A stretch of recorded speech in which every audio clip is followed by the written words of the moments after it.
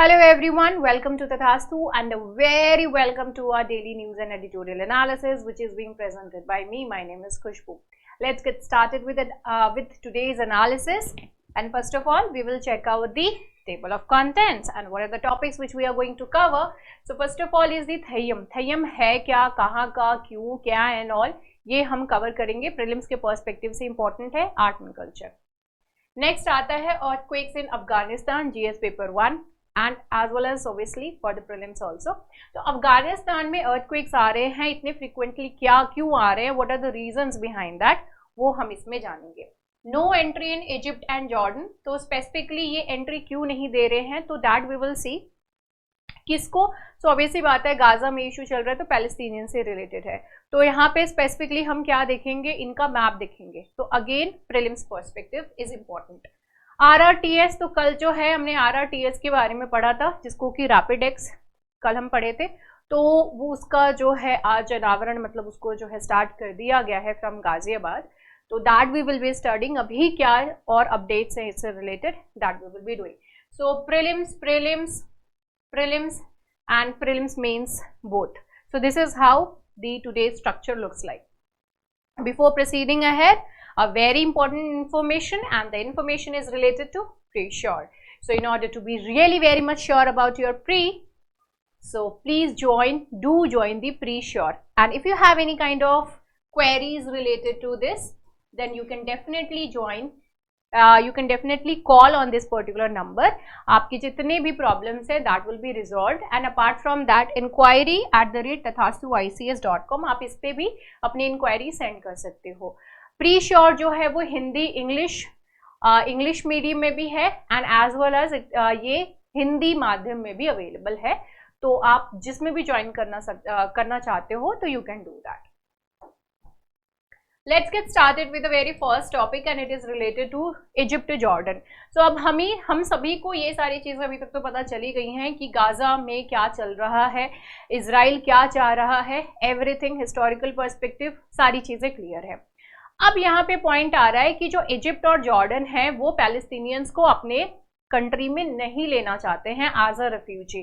दो दे are like कि नहीं पैलेस्टीनियंस आप आगे बढ़ो, हम तुम्हारे साथ है, but the point is that कि वो अपने अंडर लेकिन उनको जो है वो नहीं रखना चाह रहे हैं. What is the reason behind that, वो हम देखेंगे. तो सबसे पहले ये देखते हैं कि इनका location. So this is how the Egypt actually looks like. एक और चीज आपने जो है वो नोटिस किया होगा आप लोगों ने अफ्रीका में. तो अफ्रीकन जो भी कंट्रीज हैं, यू कैन सी दैट ये जो अफ्रीकन कंट्रीज हैं इनको जो बॉर्डर्स हैं those are quite straight and all. ठीक है, ऑलमोस्ट जो है वो स्ट्रेट ही हैं इनके बॉर्डर्स. इसका रीजन क्या है इसके पीछे, इसके रीजन जो है इसके पीछे वो है कि ये कॉलोनीज थी कभी किसी जमाने में. तो ये जो डिफरेंट जैसे ब्रिटिशर्स के हुए, फ्रेंच के हुए, तो इन लोगों की अपनी अपनी कॉलोनीज थी. इन्होंने जो है बॉर्डर्स बनाया कि भाई ये एरिया मेरा है, भाई ये तेरा है एरिया. तो वो एरिया डिसाइड करने के लिए उन्होंने ना इसी तरीके से पूरा बॉर्डर बना दिया straight way. So that is why the reason, यही जो है इसके पीछे की रीजन है.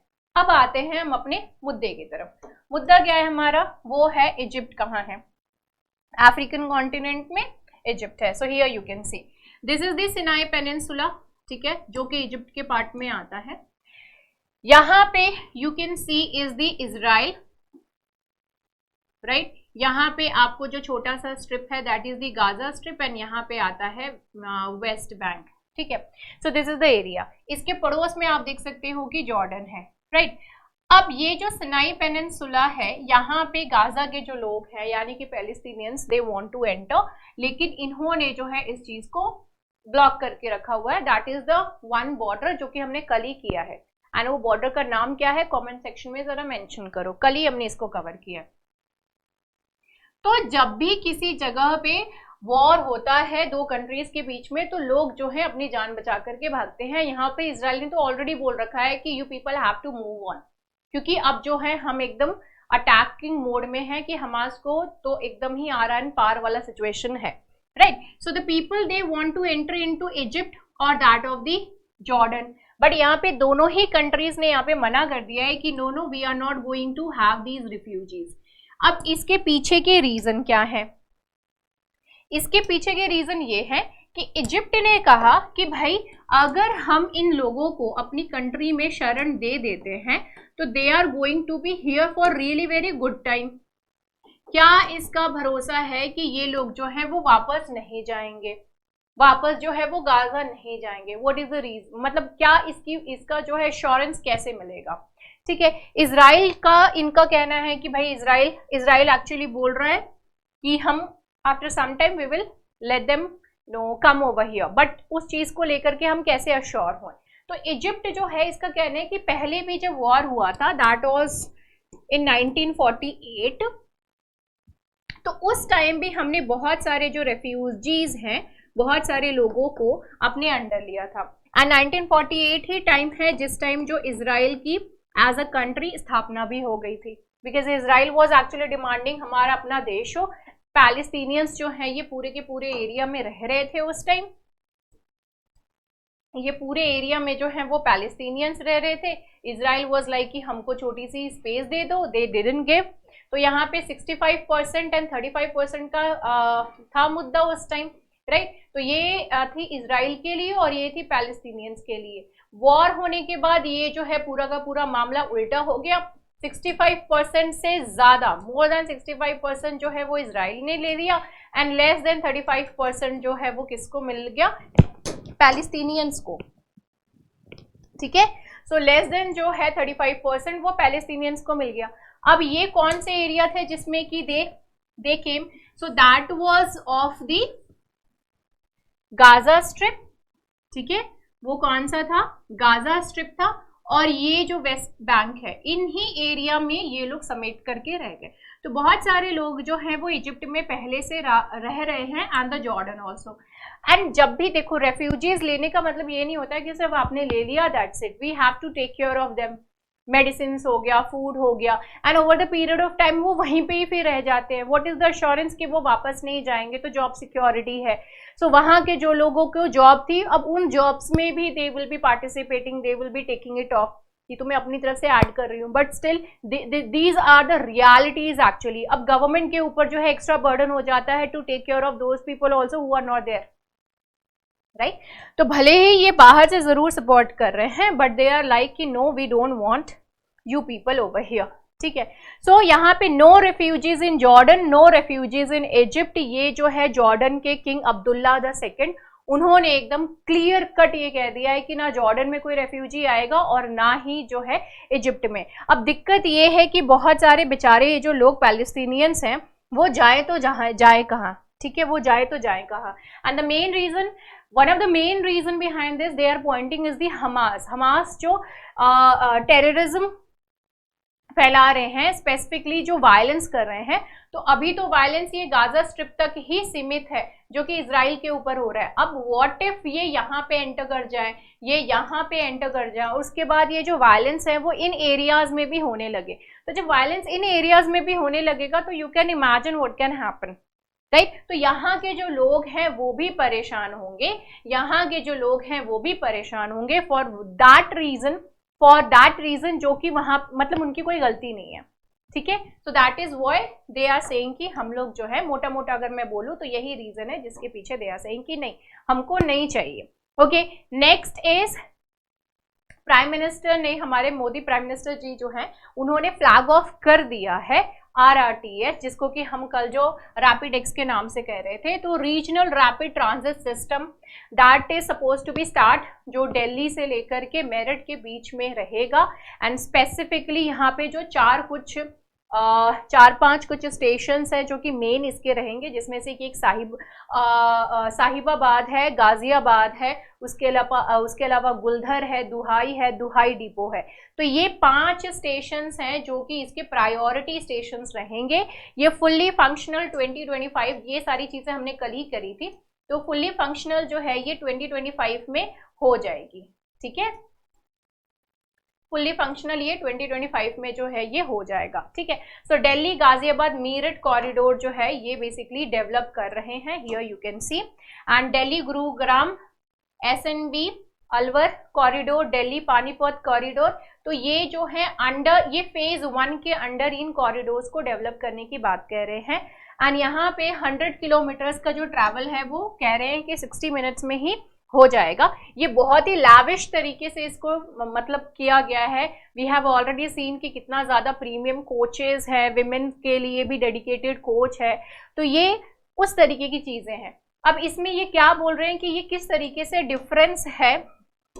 डिफरेंट है from the metros. The main thing is कि वो बहुत ही ज़्यादा फास्ट है। ये RRTS जो है ये बहुत ही ज़्यादा फास्ट है, जिसको कि नमो भारत नाम दिया गया है, तो ये बहुत ही ज़्यादा फास्ट है।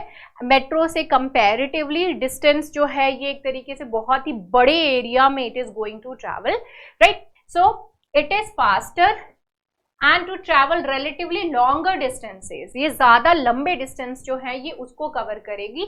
इसकी फ्रीक्वेंसी ज़्यादा होगी आने जाने की, एंड ये जो है वो ज़्यादा कंफर्टेबल है as compare to the metros जो कि अभी यहाँ पे दिल्ली NCR या फिर उसके आसपास चल रही हैं, ठीक है। तो उनसे ज़्यादा ये कंफर्टेबल है। एम क्या है? एम है इसका balanced and sustainable urban development का।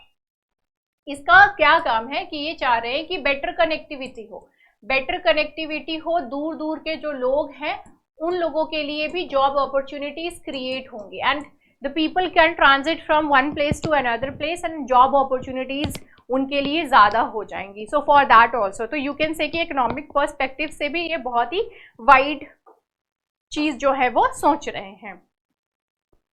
It will actually push employment generation and opening up of newer commercial hubs along the current contours of the NCR। NCR के आसपास जो है वो एक कमर्शियल हब क्रिएट करेगा, क्योंकि जब इस तरीके की इतनी ज़्यादा ट्रांजिट होगी तो more capable people will be coming over there in order to work. उनको ज़्यादा काम करने की अपॉर्चुनिटीज़ मिलेंगी।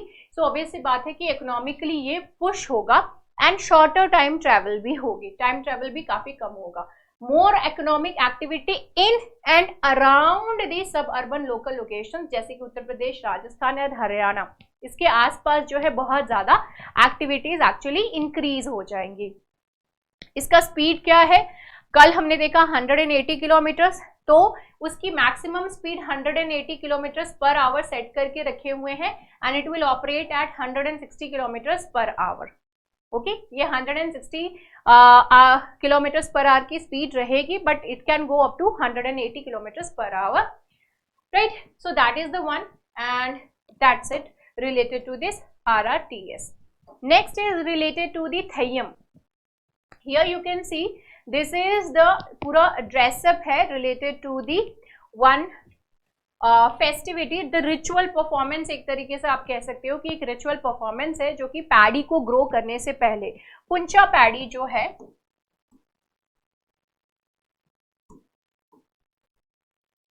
इसको ग्रो कर मतलब इसको लगाने से पहले जो है ये पूरा, अरे ये सारा जो है एक फेस्टिवल टाइप इस चीज को सेलिब्रेट किया जाता है। तो ये क्या है? Valiya Vallapil Chamundi Theyyam. So here you can remember Chamundi word है, तो इट मीन्स दैट की गॉडेस। तो यहाँ पे गॉडेस को जो है वो जागृत किया जा रहा है कि प्लीज यू कम, एंड ये जो फर्टिलिटी है वो अच्छे से ये ग्रो करे, हमारा जो फसल है वो बहुत अच्छे से ग्रो करे। And from the ancient time period only you must have seen की जो गॉड, जैसे कि इंडस वाली सिविलाइजेशन की है अगर हम बात करें तो मदर गॉडेस, आई गेस आप लोग को याद होगा, ठीक है। तो जो मदर गॉडेस हैं उनको किस तरीके से मानते थे, जिस तरीके से हमने जो भी चीज़ें स्टडी करी हैं उससे जो हमको समझ में आता है, क्योंकि हमने तो स्क्रिप्ट तो पता नहीं है कि क्या है script and all, we haven't deciphered it yet, but जो चीज़ हमको समझ में आता है वो इस तरीके से, क्योंकि लगता है कि मदर गॉडेस को वो गॉड और गॉडेस ऑफ फर्टिलिटी शायद मानते थे, फर्टिलिटी की देवी मानते थे। साल भंजिका हो गया है ना, तो ये भी जो है वो किस तरीके से मानते थे, उनको फर्टिलिटी से रिलेट करते थे, ठीक है। So that is how you can relate it over here. तो थैयम जो है अगर नाम यहाँ पर आ गया तो Chamundi Theyyam, so definitely it is related to the fertility thing only, ठीक है। तो थैयम जो है ये एक तरीके का परफॉर्मेंस है जिसको कि पुलायास परफॉर्म करते हैं। ये याद रखिएगा कि ये जो है वो पुलायास परफॉर्म करते हैं। ये पुलायास कौन होते हैं? ये शेड्यूल कास्ट से बिलोंग करते हैं, तो ये जागृत करते हैं, दे कॉल सो दैट ये जो पूरा फर्टिलिटी का सीजन है इसमें हमारा जो भी ग्रो करे वो बहुत ही अच्छे से करे। अब यहाँ पे एक क्वेश्चन आ जाता है कि ये कहाँ का है, तो मेनली केरला एंड कर्नाटका के भी कुछ पार्ट्स जो है वो इस पर्टिकुलर फेस्टिविटी को जो है वो करते हैं, इसको जो है परफॉर्म करते हैं, right. So the form as well as the performance are known as the Theyyam. बहुत ही सिंपल सा इजी सा थेय्यम, राइट। चलो, now let's move on to the next topic and this is the last topic of the day, but this is very important topic of the day. As of now we have seen कि अफगानिस्तान के पास जो है अफगानिस्तान में बहुत सारे earthquakes आए हैं, उसके पीछे की रीजन क्या है, राइट। तो वही चीज यहाँ पर पूरी मेंशन करी हुई है। ये this is the most important topic जो कि आज का हमारा पूरा एनालिसिस का है, राइट। तो सबसे पहले तो हम जान लेते हैं कि ये जो अर्थक्वेक्स है वो आते क्यों है। तो अर्थक्वेक्स के आने के पीछे की जो सबसे मेन रीजन है, सबसे इंपॉर्टेंट रीजन है, those are the plate tectonics.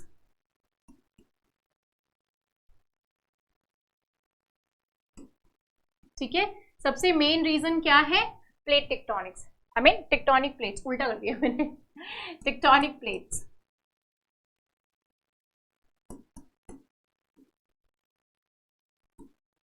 Right.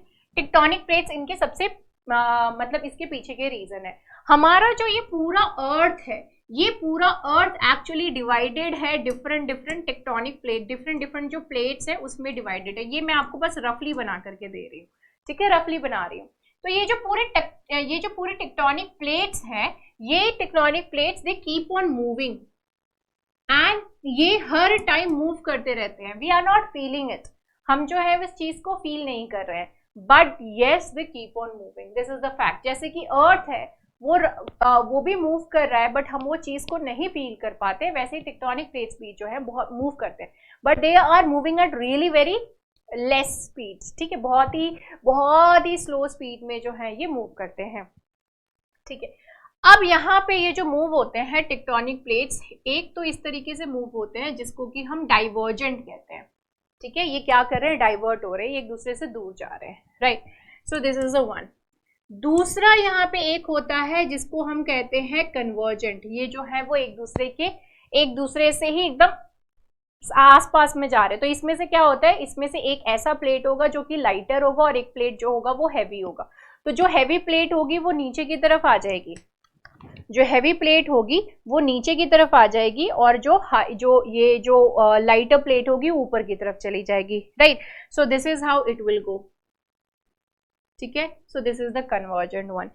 तीसरा इसमें होता है जिसमें कि दे आर ट्रांसफॉर्म, राइट। वो जो है इस तरीके से घिस रहे हैं आपस में, इस तरीके से, नहीं मैं आगे जाऊंगा तो नहीं मैं आगे जाऊंगा, like that kind of thing. So those kind of plates are actually there. जो अर्थक्वेक आता है that happens over here, right, यहां पर जो है ये फॉर्म होते हैं। अब ये टेक्टोनिक प्लेट्स जो मैंने आपको ऑलरेडी बोल दिया that they keep on moving, तो आप यहां पे देख सकते हो ये पूरे टेक्टोनिक प्लेट्स हैं, ठीक है। टेक्टोनिक प्लेट्स में जैसे कि अफ्रीकन प्लेट है, ऑस्ट्रेलियन प्लेट है, इंडियन प्लेट है, अरेबियन प्लेट है। Here you can see this Eurasian plate is there, South American plate is there, Scotia plate, Nazca plate, Pacific plate, Cocos plate, right? So Juan de Fuca plate is there, right? So North American plate is there, Filipino plate is there, and Antarctic plate is there. So there are so many plates. बहुत सारे जो है वो major and minor plates होते हैं, okay? ये plates एक दूसरे की तरफ मूव कर रहे हैं। सो आपका फोकस ये वाले एरिया में फिलहाल होना चाहिए। So this is the area where you have to focus actually. अब यहाँ पे आप देख सकते हो कि जो यूरेशियन प्लेट है और इंडियन प्लेट है ये एक दूसरे की तरफ धक्का दे रहे हैं, राइट। अब यहाँ पे क्या सीन हो रहा है कि यूरेशियन प्लेट इस तरीके से पुश कर रहा है एंड इंडियन प्लेट जो है वो इस तरीके से पुश कर रहा है। तो हमारा जो हिमालयन फॉर्म हुआ है, हिमालयन माउंटेन्स जो फॉर्म हुए हैं वो इस तरीके से फॉर्म हो गए, right. So Eurasian plate is like always pushing towards Indian plate and Indian plate जो है उसकी तरफ जो है वो मूव कर रहा है। तो इसकी वजह से वो क्या कर दिए हैं, टकराने के बाद वो ऐसे उठ गए, right. So this is not necessary कि ऐसे चले जाए, कन्वर्ज हो जाए, वो ऊपर की तरफ उठ गए। अब ये जो ऊपर की तरफ इस तरीके से उठ गए हैं, so because of that you will find the Himalayan mountains. ठीक है, हिमालयन माउंटेन्स जो है वो उन्हीं की वजह से फॉर्म हुए हैं, बिकॉज दे हैव ये इस तरीके से ऊपर की तरफ उठ गए हैं बिकॉज ऑफ दीज प्लेट्स के मूवमेंट की वजह से। क्योंकि प्लेट्स तो जमीन के नीचे मूव हो रहे हैं, बट उसका जो इम्पैक्ट है वो उसको आप ऊपर की तरफ फील कर सकते हो, आपका जो क्रस्ट है उसके ऊपर आप फील कर सकते हो। Right, now what is this crust? ये जो अर्थ का ऊपरी पार्ट है, this is what is known as the crust. Right, so if we divide it like this, so upper portion is the crust, उससे नीचे वाला पोर्शन जो है वो लिथोस्फीयर है, एंड जो अर्थक्वेक होता है that happens over there. Right, so this is how it actually looks like. अब ये जो अर्थक्वेक होता है, ठीक है, so what happens, these actually happens at the fault, जहां पर कि एक्चुअली फॉल्ट लाइन्स हो। फॉल्ट लाइन्स कैसे होंगे? This is the place and this is the another place, right? So there is a fault line. अब ये fault line जो होते हैं, there actually happens this particular earthquake, वहां पे होने के chances बहुत ही high होते हैं। अब यहाँ पे देखो, this is the point जहां पर कि seismic movements हुई, जहां पर कि earthquake हुआ actually। So the point अंदर, जो कि अर्थ के अंदर है, जहां पर exactly जो है वो अर्थक्वेक जहां से जनरेट हुई है, that is called as the focus point. क्या कहते हैं उसको? Focus point. अब ये जहां पे जनरेट हुआ अर्थक्वेक, राइट, और ये दिस इज द अर्थ, अब इसका जो सबसे पहला जहां पर अर्थक्वेक फील हुआ है एकदम स्ट्रेट वे में, तो दिस इज द पॉइंट जो कि अर्थ के क्रस्ट पे जहां पे फील हुआ है, that is called as the epicentre. This is the epicentre of the earthquake, उसके जस्ट नीचे फोकस पॉइंट है जहां से कि अर्थक्वेक जनरेट हुई है। Okay, so this is how earthquakes actually happen. Earthquakes जब जनरेट होते हैं तो बहुत सारे सिस्मिक वेव्स जो है वो जनरेट होते हैं। राइट, जो सिस्मिक वेव्स जो है वो अर्थ के अंदर ही फील होते हैं, अर्थ के अंदर ही, ये जो पूरा अंदर अर्थ की जो बॉडी है उसके अंदर रहते हैं, उसी के अंदर फील होते हैं। Those are called as the body waves. Right, and यही वेव्स जो हैं जब अर्थ के ऊपर, इनके जो क्रस्ट है इसके ऊपर, सरफेस के ऊपर जब उसकी मूवमेंट फील होने लगती है, those waves are called as the surface waves. Right, surface waves उसको कहते हैं। Right, so this is the waves. मैं बहुत ही आपको बेसिक सारी चीजें बता रही हूँ related to this particular thing, but the very important points now to check out over here. This is where you can see the plates of the and apart from that you will see कि बहुत सारे ऐसे plates हैं जो कि अफगानिस्तान के आसपास रह रहे हैं।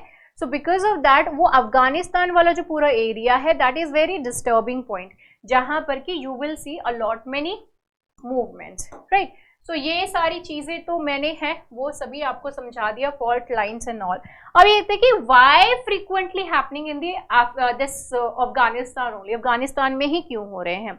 अफगानिस्तान कहाँ लोकेटेड है? ये उस एरिया में लोकेटेड है जहां पर कि इंडियन एंड यूरोपियन प्लेट्स जो हैं दैट इज देयर।